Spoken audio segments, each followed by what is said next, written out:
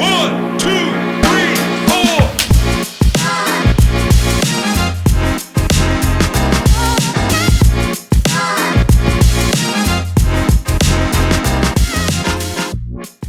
Hello everyone, my name is Mudit Pandey and I am the co-founder of My Admission Card and president of Xavier Foundation.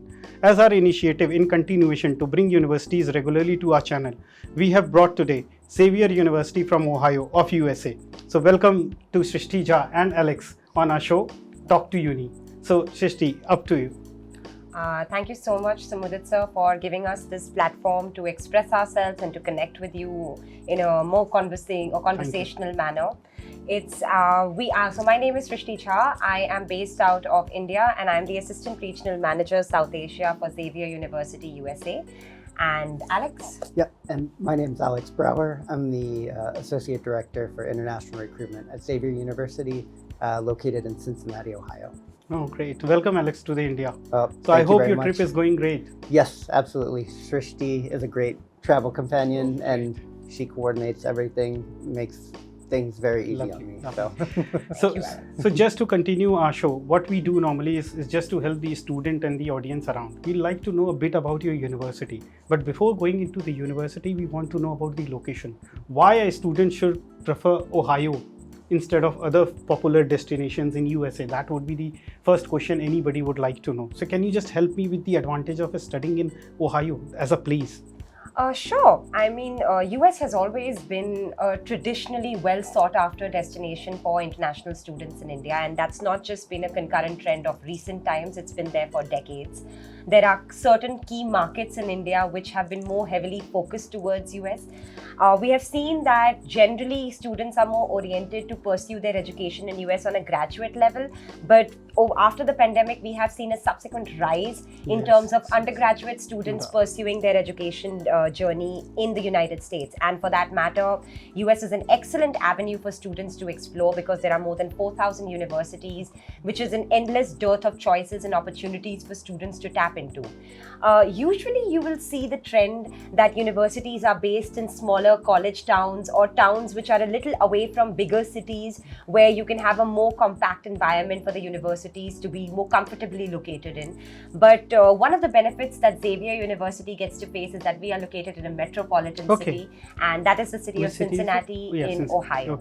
So Ohio itself is a hub. It has a lot of manifold attractions for students to explore, not just when it comes to education opportunities, but also when we go beyond the scope of education into post-study work opportunities, into experiencing that quality US life at a lower cost of living and a more subsidized, standardized cost, with no shortage on all the opportunities and amenities and resources that students would generally need to have. And you'll also see that Ohio, in the belt that it is called the Midwestern belt, and it is closer to the northeastern part of the country. You will generally see that about 60% of the US population is actually located in that particular region, that peripheral. The reason for this is because of abundance of job opportunities. It is also a more financially focused belt. So you will see a lot of Fortune 500 companies with multiple presences around that. And Alex can shed more light on this, but Ohio, Cincinnati itself is a destination that has a very big diversity in terms of the companies and the different types of opportunities when it comes to employment, when it comes to the city itself. And it's home to about 2 million people. So it's about the 30th largest metropolitan area in the United States. I always think Cincinnati is a great choice for international students because it's not going to be an overwhelming place like maybe in New York or Los Angeles. It's a big city, but with a small town feel. So I think it's, and you know, the community is friendly, welcoming to students from all backgrounds. So as said, like if I like to summarize it, like it's more cost effective in comparison to other cities, but at the same time is that all the amenities that a person require to pursue his education and get well placed after the education. Is that what what it means? Essentially, Okay. yes. And also, if you can students can go and search on some certain numbers online. For example, if you look at the average cost of living in states such as California, which has abundant opportunities, but the average cost of living goes up to anywhere between $120,000 to $160,000 per annum. The state of New York will have an average cost of living that's anywhere between $100,000 to $120,000 per annum for the average human being. And in Ohio, that same metric is around $55,000 to $6,500, Just half, $55,000 to $65,000, So it's which like- is almost just half of that Yeah, amount. that's But it has no shortage in terms of the different companies that are placed over there. And also, if you notice one thing, Ohio is also very rich in terms of its educational environment. It's a major magnet to a lot of very well-renowned institutions in that area. You have a lot of institutions that have R1 category rankings. You have a lot of institutions which come amongst the top best Midwestern regional schools, and Xavier University is one of them. So, in the city of Cincinnati itself, it is a student-centric city because you have more than just one institution that is located within that vicinity. So you'll find that the crowd that is generally attracted over there is more helpful, young, working force, and it is more integrated to have that community kind of a feeling with each other. You'll also see that it's not a place where you will find only Indian students or South Asian students in Manifold, but you will see a very good diversity, a good crux of students coming in from Southeast Asia. You will see so many students coming in from Europe, especially students of German descent, as Cincinnati has a lot of people from German descent that were originally placed in the city about 200 years ago, about 100 years ago. So you will also see a lot of students coming in from Latin America and African countries. So it's a good So mix. well diverse. Yeah, it's a thriving population of young people. It's regarded as the Queen City. It is also ranked as the #1 city for students to start their careers after their education has been completed. And it is actually home to about 5 Fortune 500 headquarters right in the city itself. So in general, it's got a lot to offer in terms of a thriving cultural as well as a professional environment for the students. So I have 3 questions right from here. Number 1 was you just used the word R1 as a rating. So what it is, because my audience is new. Okay, so Right. they would like to know how, because I've told them about the ranking in UK is TEF. So what is this R1? If you will R1 let us know. is a category Okay. that is given to institutions when they attract a very good amount of governmental and non-governmental funding pertaining to their research work that is happening within their institution. Now, this is a ranking that would be given to institutions that generally tend to have some really thriving PhD programs within their roster and offerings. And it is also a very grant-oriented ranking that is given to US universities. However, universities that are R1 categorized, they generally tend to be associated with some really good projects on a governmental and a non-governmental project. So that's It's basically good for what, research students. Yes, it is good for research students. So my second very important question for everybody about the safety of students in the city. How safe these students are. This is a basic question that comes from every other parents who come to me for any country, not just for USA. But I know the US has a very good safety index, but it's a very important question. What about the safety of these students? Yeah, so I think since Cincinnati itself, it's a bigger city, so it's not without its problems, obviously. But I think Xavier provides students with a very safe environment. There's an on-campus police force itself that's also coordinates very well with the wider city of Cincinnati's police force. On-campus students, the residence halls provide very secure measures for only students permitted. Even staff are not permitted to enter the dormitories. Also, there's a 24/7 campus. The security force patrols the campus 24/7. And then also, if students after dark, they would like an escort to one building to the next, they can simply call our campus police and they will provide that service for them. So third more important question for an Indian student, what about the food? Like, will they get Indian food or not? Alex, is it available or not? Sure. Cincinnati is home to a lot of Indians in the community, and there's several Indian restaurants in the area.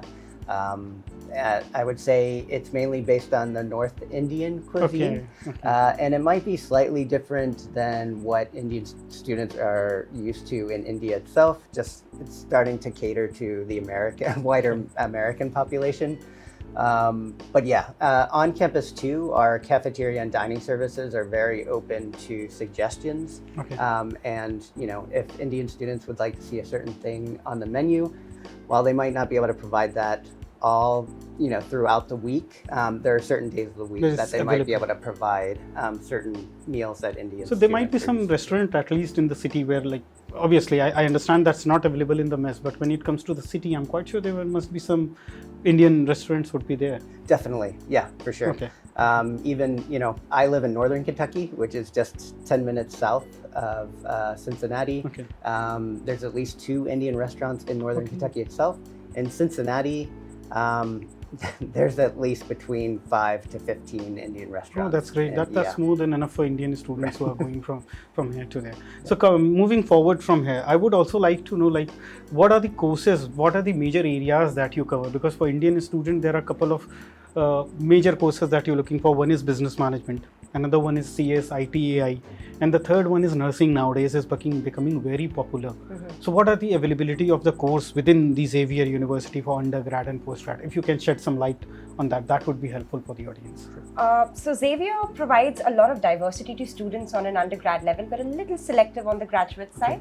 But on the undergrad side, we have about 90 majors in all the core areas that students majorly tend to pursue with their undergraduate studies. We also have the scope of exploratory programs should students want to come in seeking a direction after a certain molding of their foundation. So that's always the benefit of US education, of having the scope of exploratory programs, and we have that.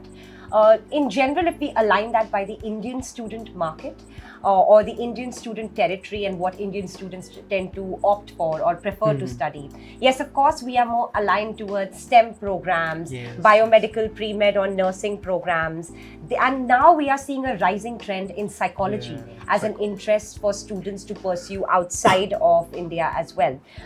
So in that regard, we do have the regular computer science, cybersecurity, AI and data science program. In fact, our cybersecurity ranks amongst the top 1% programs. Our computer science roster overall ranks among the top 1% in the country's considerations for computer sciences. But our cybersecurity concentration is, our cybersecurity major is recognized by the NSA, and it has now it's just newly become its own different major. Earlier it was a concentration for computer science, and now it's its own major. We also have AI, and our data science program is an honors-oriented program that requires higher than the usual quality program, and also requires students to make a separate application within the application to be qualifying for this program. We have certain other considerations as well. We are very well known for our pre-med and our business programs, not just domestically, but now globally as well. And these are some considerations which are really up and coming in the Indian territory as well in terms of student choices. So we have about 11 concentrations on the undergraduate level in the business side, and these are a wide set of ranges, such as a BBA in accounts or a BBA in international business or marketing, or an undecided stream in business. We also have a STEM designated version for students to consider, which is the Bachelor of Sciences in Business Analytics. So that's something great that students can look into. It ranks 23rd in the nation, and it is a very, very, very good option for students to consider, because business analytics is an area that's going to be in demand for the next projected 12 to 15 years, with an upward surge that's not going to be disturbed. And in that regard, students can get technically inclined with a business-minded approach right from the beginning. So it's a very well-recognized program. But we also have something for students who may be a little, let's say, extracurricular inclined towards activities such as sports. And they want to do popular. Exactly. And they want to do something like a business program. So we have sports management and sports marketing. So those are certain interesting considerations. I'll come back to this point more as I complete the set of programs that Xavier generally has for the Indian students to consider. We have some very interesting healthcare programs. I was about to ask this, because biomedical and healthcare, what are the eligibility when we'll move forward after once you finish? It's very important for Indian students to know the eligibility criteria. Absolutely, I agree. And we will come to the point where we explain a holistic way of what eligibility we seek from our students. However, to continue on the point of the programs, we have some very good biomedical programs that students can consider, such as a BS in biomedical sciences, or a BS in biochemistry, or a BS in biophysics. They can also go for biological sciences. They can also go for certain new considerations and majors that have come up, such as a neuroscience major, or a genetics major, a microbiology major. We have now also gotten the pharmaceutics major and the pre-health sciences major. So these are all pre-med programs, and I just want to mention something here. The beauty of pursuing a pre-med program at Xavier is that MCAT preparation is included within the curriculum of the program of our pre-med. Is there any extra fees for it? No, this is included within the curriculum as part of the curriculum. But it's one of the reasons why we have one of the nation's highest national averages in terms of students cracking the MCAT in their first attempt and going into some of our best medical degree institutes in the country. Some of those are Johns Hopkins, Case Western, or Cleveland Clinic, or Mayo Clinic, so Columbia. So students have actually gone there after pursuing our pre-med programs and then appearing for the MCAT examinations from after being prepared through us. We have an 86% success rate with that, which is double of the national average. So in that regard, we are very well renowned. We have some very good considerations in psychology, communication studies. We rank top 10 in the country, not just for our nursing program, which is a licensed program for students who may not come from a PCMB background. They can be a PCB background also, and they can still apply for our nursing program. But also political science, which, although unconventional in the Indian territory, it's becoming popular now. And a lot of students choose it in Delhi University itself. They fight for it. And to be very honest, if you want to pursue something like a degree of law, when you further your education in United States, law has the same pattern as that of medical pathway. Because in that you have to do a pre-law course, and then you have to go for your LSATs, and then you go for your law degree. So in that regard, subjects such as international relations, political science, philosophy, politics, philosophy, society, and I always mess up that one. Philosophy, political science, or philosophy, politics, and the public. Okay. Yeah. So we have a lot of programs such as political science. We have programs such as communication studies, or we have programs such as international relations. And one very interesting one, philosophy, political science, and again, I forgot. Public. Yeah. All right, I'll start this point again. It's PPP. Yeah, it is PPP. It's exactly. That's how we always refer to it, and yeah.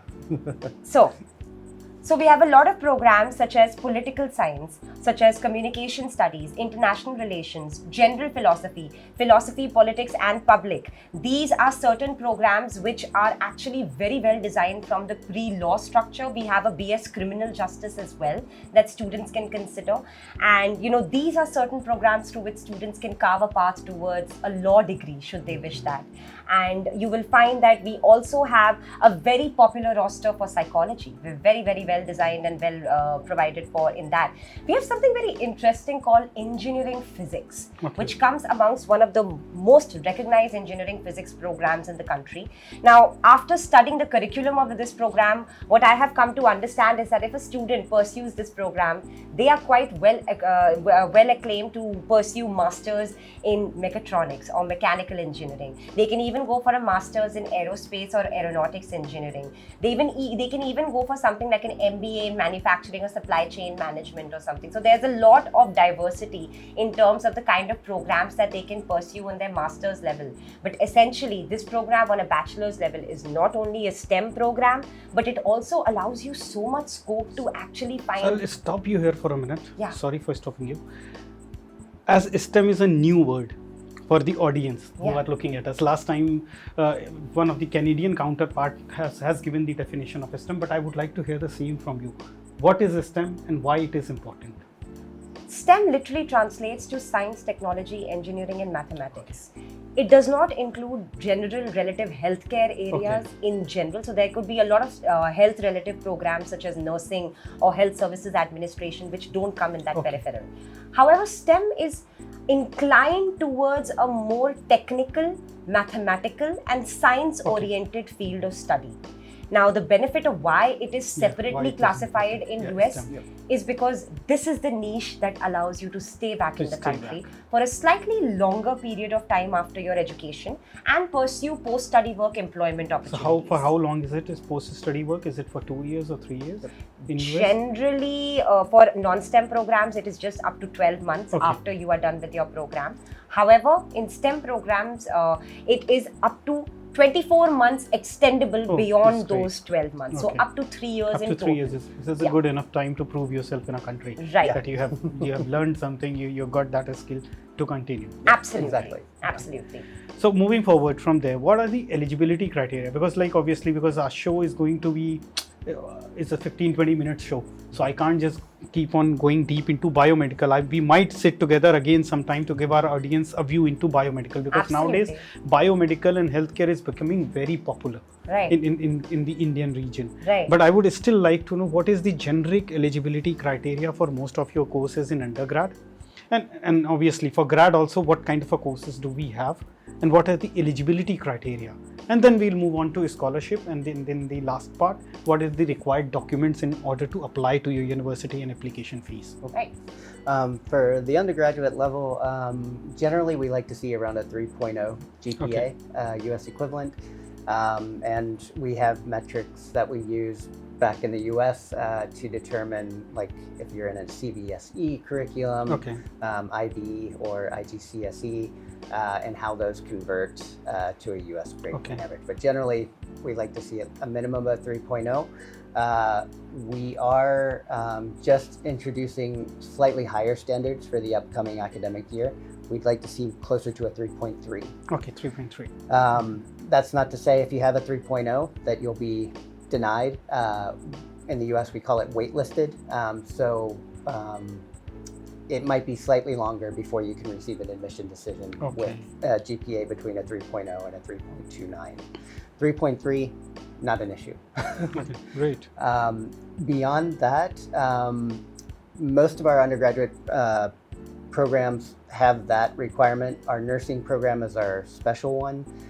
That one requires at least a 3.0 GPA in the science field, so biology, chemistry, and physics in secondary education. Secondary education. Okay, and what about the grad one? The courses that we have for grad one? Sure. Do you want to take that? Primarily, the grad programs that we have right now, which are open to the international students, would be from our College of Business. And that's the most demanding one, actually. That's the most demanding one. And actually, Indian the one which students is the powerhouse in terms of graduate programs in India is the MS in Computer Science. But that is a program that we don't really have at the current moment. College of Business, we have some very well ranked and well recognized programs. Our MBA is nationally recognized, and we are recognized by the US News and World Report itself. So we have consistent rankings over there. We have about 8 concentrations in MBA on the graduate level, and in that direction, we actually have programs which are geared towards the STEM designated areas such as business intelligence and analytics.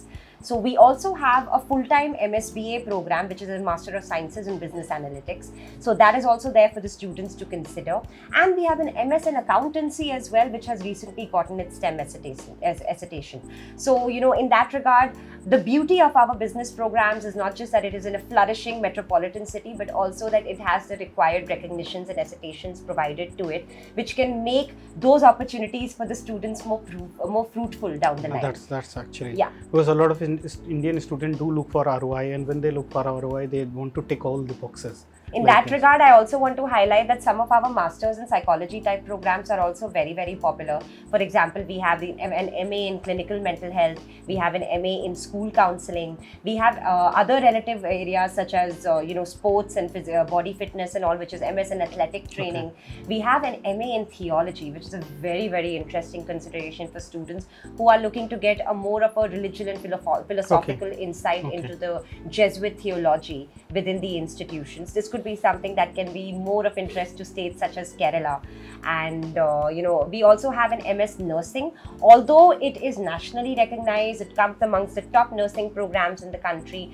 I would say right now, if students are oriented to come towards it with a licensure expectation, right now would not be the right time to look into our Masters in Nursing program, because we don't include that roster currently.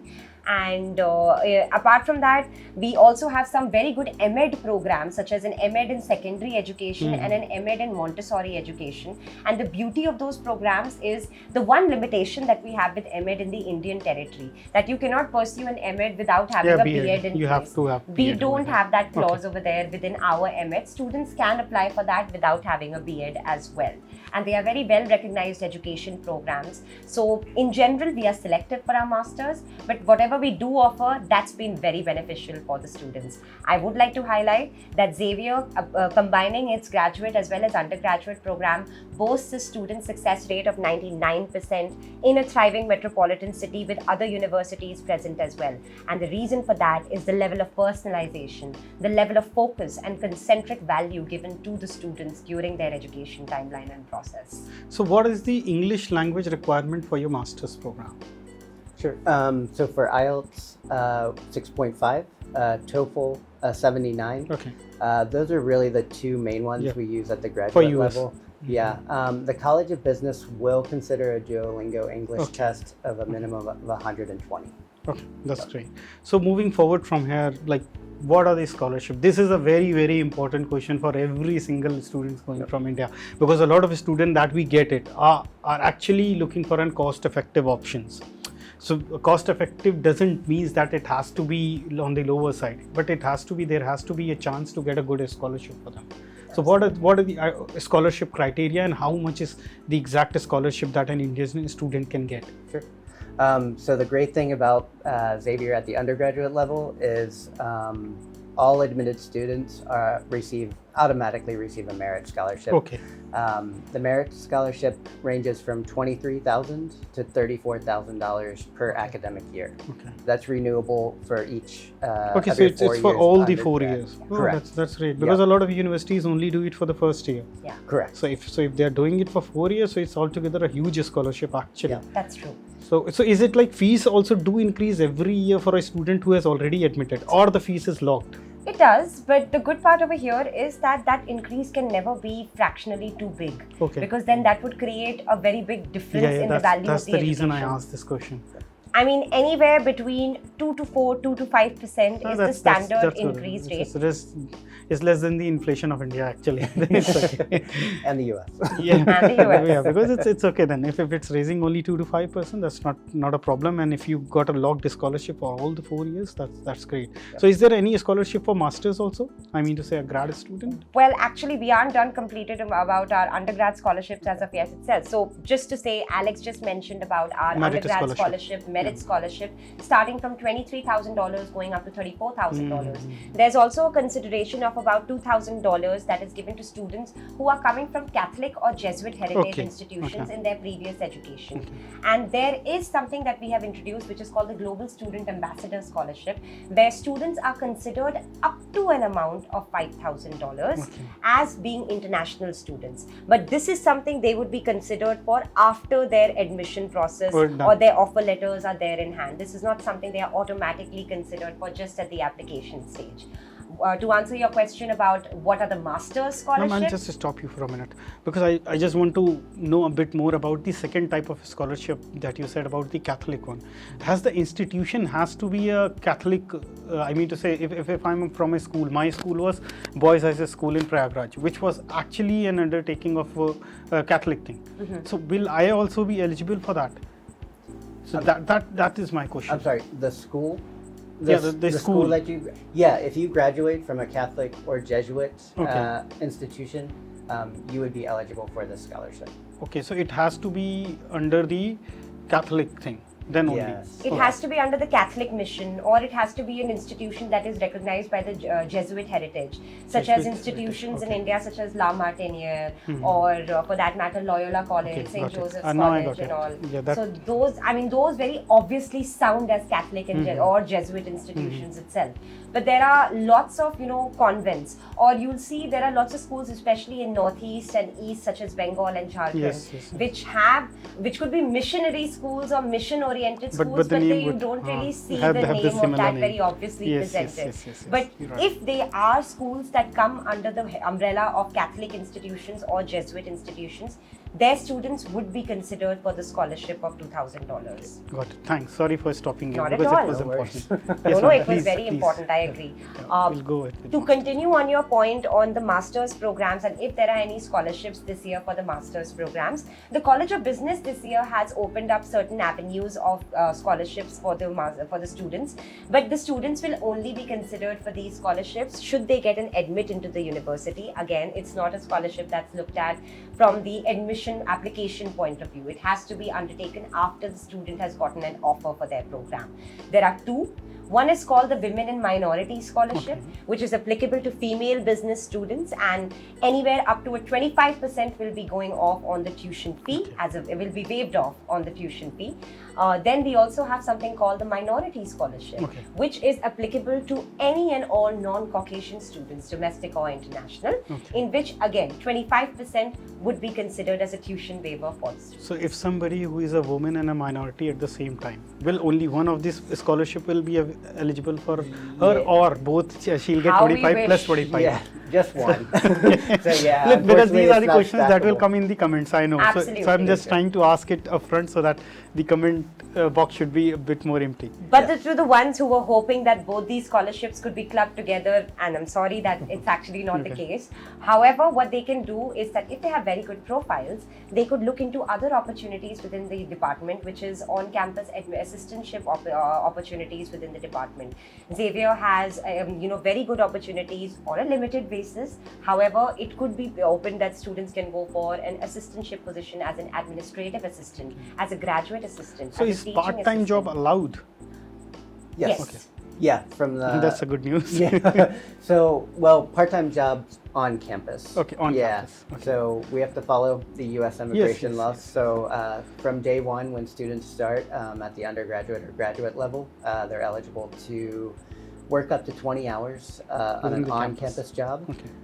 After they complete one academic year in the U.S., that's when part-time jobs off-campus may be, possible through internships. The caveat there is they have to be directly related to the student's field of study. Okay. And it has to be approved by our International Student and Scholar Services Office before students can start. But this is something which we counsel to the student, to be honest, who goes from India to study abroad. We tell them that you are going to study there and not to work.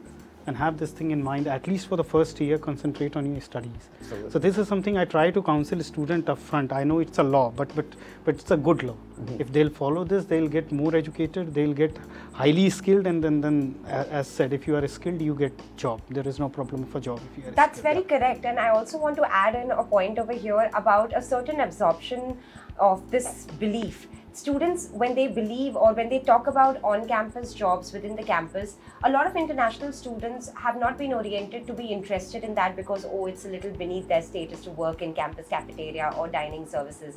I want to make it clear that in a country like United States, these are very normal jobs that the students of younger age groups have pursued in order to support their education or support their living in that particular institution during their education journey. You're not going to be earning something out of these opportunities that's going to be so considerable that it's going to take care of your education or something, but it's obviously going to add a level of comfort and ease to your financials as you are there. Yes. And also the good part about these kind of on-campus jobs is that they will only give you a designated number of hours which are balanceable as per your current academic schedule as well. Because as you just said, the students are going at the end of the day to pursue their education. that's very And at the end of the day, it is also there that students need to come out of their shell a little bit. And this is something I very strongly believe in me, that I feel that students should push themselves to actually do things which are new in New to skill, them for new learning. in terms of the environment that they have come from, because they have Yeah, left. it improves their communication skill. It improves their communication Interpersonal skill. A lot of it things makes get them a improved. more integral part of the society and No doubt. community, and it directly works hand in hand with the Xavier value of trying to communicate, of trying to contribute to an integral community, a helpful, growing, thriving community, which is a part of our very Jesuit roster. So we imbue that value upon our students as well, and we really appreciate students that actually seek after that particular value. So, just the next question from my side is like, what are the documents required to apply at your university? So, like exactly if you can frame me, and is there application fees or not? Is there, because that is very important for Sure. students. Sure. So I'll start at the undergraduate level because there's some Yeah, we are more differences. focused on that. That is fine. Yeah. Okay. So the undergraduate level, we do require an online application. We accept a common application or a Xavier specific application. Great news, there's no application fee That's great. for that. In No addition- application fees in US is like, it's actually a big offer. Come to me with this question right after this point, and I'll actually share an insight on that. So, Please. So yeah, in addition to the application, we will also require transcripts from your last 3 to 4 years of your secondary education. For the Indian market, we typically like to see the 10th, 11th, and 12th transcripts. In addition to that, we also need proof of English proficiency. At the undergraduate level, we can accept TOEFL, IELTS, Duolingo English tests, Pearson PTE. I'm missing one. no, I think you got all the metrics, Gotcha. except that there are exceptions for students who are coming from the IGCSE or the IB background. For example, if you're from the IGCSE Cambridge Assessment background, you will have something called CAE, Cambridge Assessment English. And if your scores are 186 and above, you could be considered without an English proficiency test. However, I will always recommend to students to have an English proficiency test to have a more seamless visa process. Yeah. So, yeah. The most important part. Yes. And then just 2 more requirements after that. We do like to see an essay or personal statement ranging from 250 to 500 words, and then also at least 1 letter of recommendation. Okay, I need some more advice on that. Letter of recommendation and essay thing, because a lot of students get rejected or failed when it comes to an essay. So what do you recommend, like what information a student should include on this essays to ensure that he gets selected? Sure. I mean, I'm reading applications at the university, and the ones that stand out are really personalized ones. You know, we've had applicants in the past that might mention the name of another school. That doesn't reflect well very much on the applicant. So have it really personalized for maybe Xavier, also the field of study that you're interested in, your academic background, your interests, and maybe what led you to make this decision of applying to Xavier. Okay. Yeah. One more question adding on to that, because in the era of AI, chat GPT and all those stuff, a lot of students are looking forward to use such applications to write their essays. So how do you manage it? I mean to say, how do you got them up that no, this is not a genuine one? Because this will help a student. This is just for educational purpose. Right. So they should not use it and follow the instructions. Definitely. I mean, there's not one surefire way to catch someone who's using chat GPT, but I feel like you sense it when you're reading it. It's very generic. It's not personalized at all. So yeah, it leaves kind of a bad taste in my mouth when I'm reading an application where it's like, this sounds too generic. It's not really, it's not personal at all. Like, yeah. And any specification for letter of recommendation, Yep. from whom it has to be, and like any specification? So before I embark on the letter of recommendation, I want to add a few points to the part of the essay. I would highly discourage students to stop using ChatGPT as a marker to write the essays. Apply yourself within that particular document. It is your one-page letter to the university.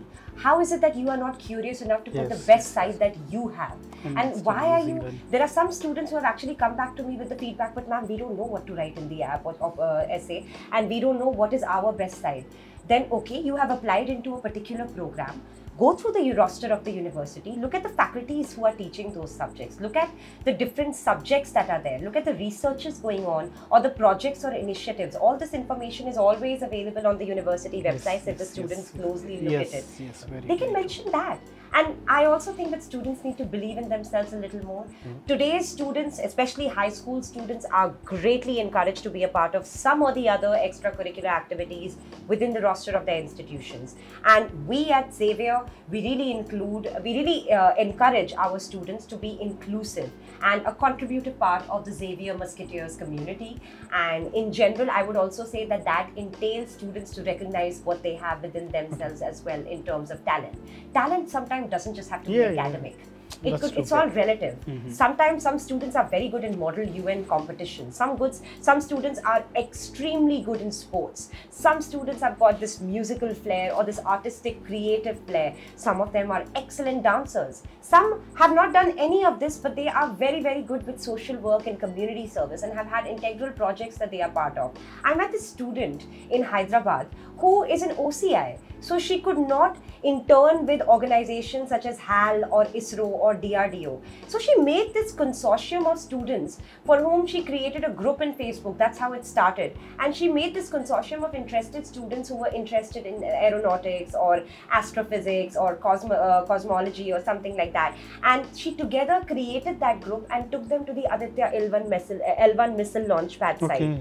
After that, they maintained that consortium by having weekend meetups. They would have telescope viewings, they would have special sessions at the planetarium, or they would have just discussions amongst each other about interesting topics like the JWST or any new things that have come up in the realm of astrophysics or dark matter. And this became a part of her extracurricular, this became a part of her identity. She didn't let a legal barrier stop her from thriving into her area of interest, which is astrophysics, aeronautics, space science, cosmology. So, students, if they apply themselves, they can find different avenues to try and grow.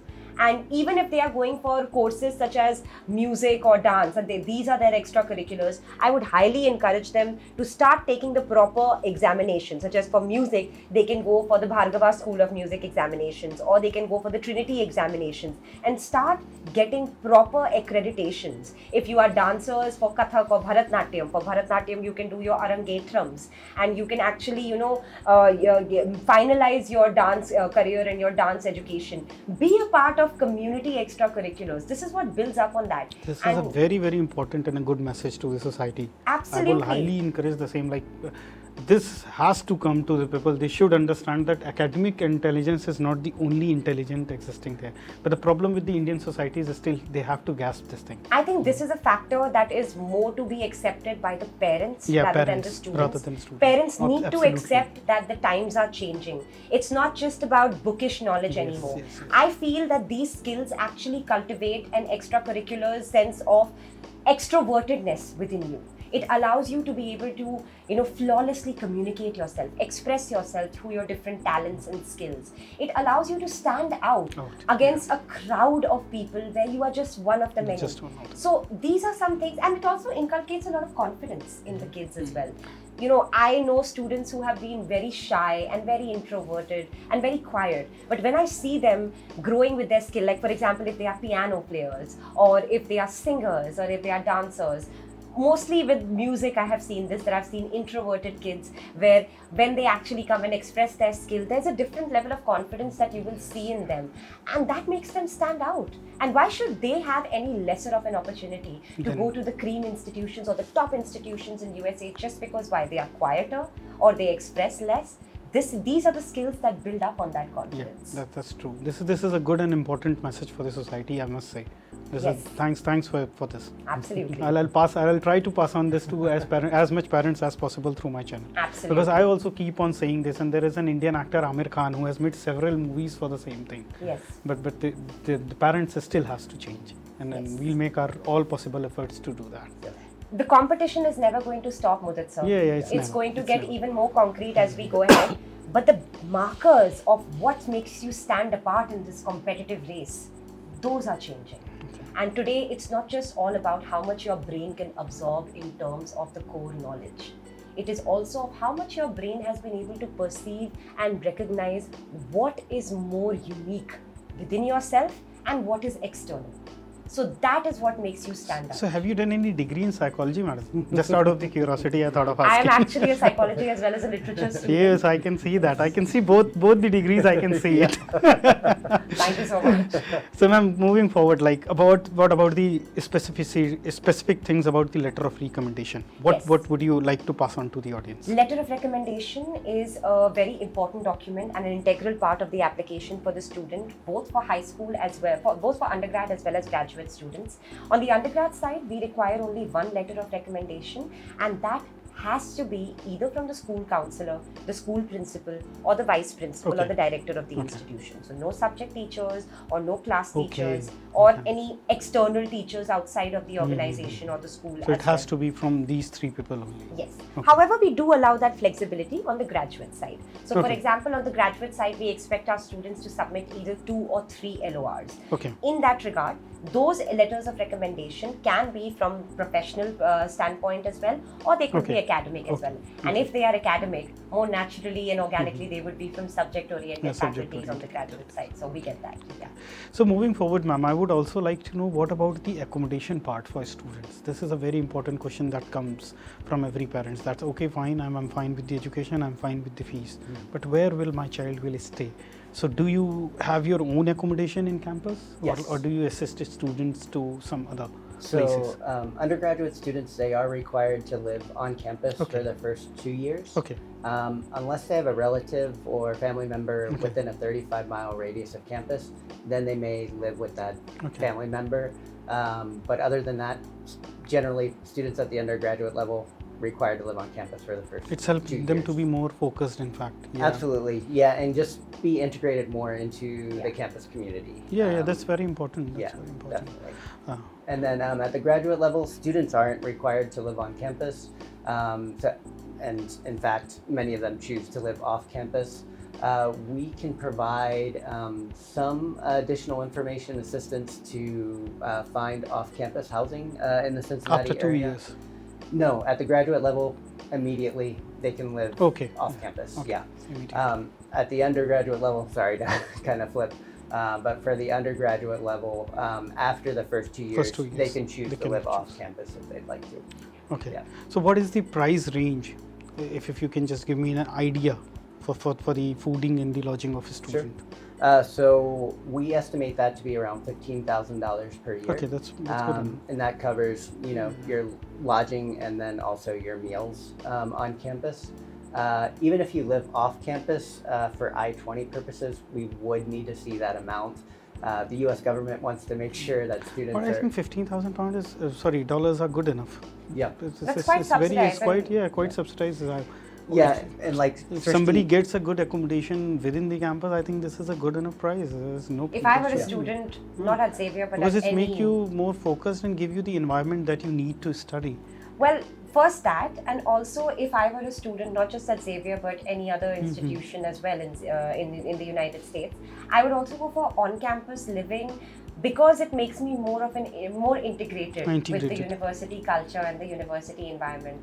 My educational journey is not just all about only going to the classroom and coming out of the classroom, but to thrive in that particular environment and atmosphere.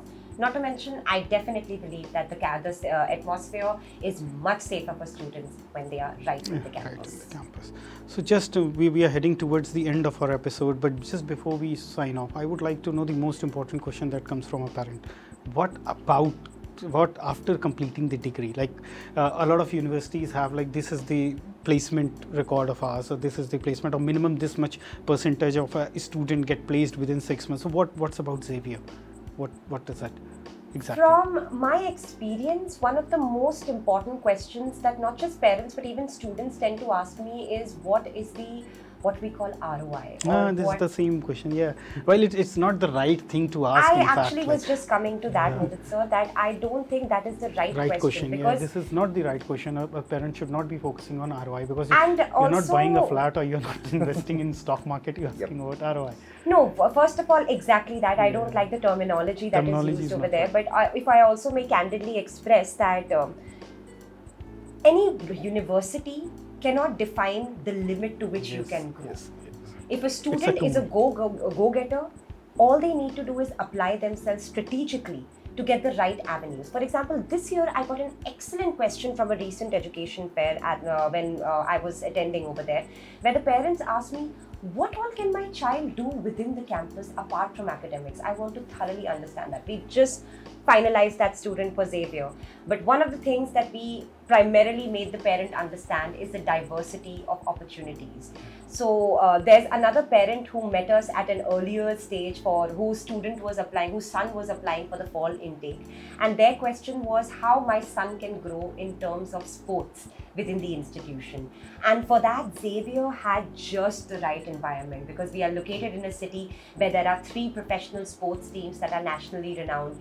We have some amazing sports teams within the institution. Our basketball team, they actually regularly, a few members would be inducted into the NBA, and we have collegiate, we are an NCAA Division 1 sports school. We have some vibrant soccer teams, women's volleyball teams, varsity sports, swimming. So all these sports are not just pursued on a professional level but also on a inter-college level and an intramural level. So there was a lot for students to induct themselves or involve themselves into in terms of sports activities.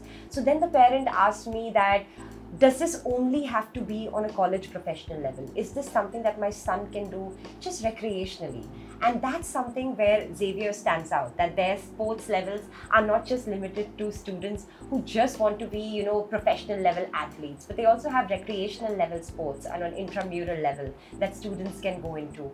Cincinnati is a city with a lot of culture to offer to the students. So if there are students who are inclined towards music, arts, dance, and theatre, there's a lot that they can explore in that community for that as well. And Xavier has an active theatre club as well. Okay. So, in that regard, there's a lot that students can do. I do want to let you know that in all of after our orientation weeks are done in our fall intake and our January intake, we tend to have something called Club Day. And in Club Day, students are given a free rein to just go and explore what are the different 160 plus clubs and organizations at Xavier. They could be academically oriented, they could be hobby oriented, or some other arts and activities where they could even be a part of the student body or the student council body within the university. There are so many avenues for that.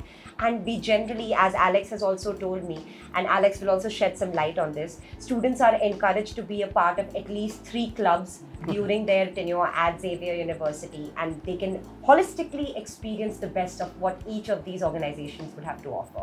Alex, anything you want to add to that?